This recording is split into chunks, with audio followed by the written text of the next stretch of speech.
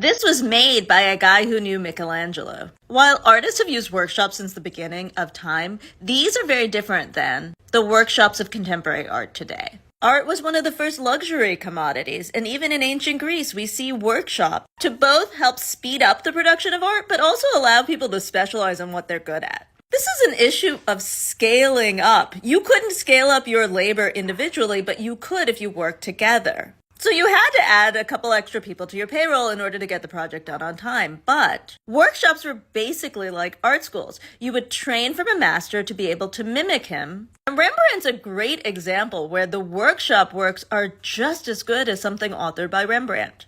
So many of the people who worked in the workshops of famous people then went on to set up their own businesses. For example, here is Juan de Pareja, who was an enslaved person who worked on paintings at Velázquez's workshop, perhaps this one, and then was freed and went on to start his own business. So while in the Renaissance, working in a studio was in lieu of art school and will help you set up your own business, now these are basically places where you can only get a job usually if you've gone to art school and maybe graduate school, so paid to learn to be an artist, and then you work here for a wage and often under very harrying situations.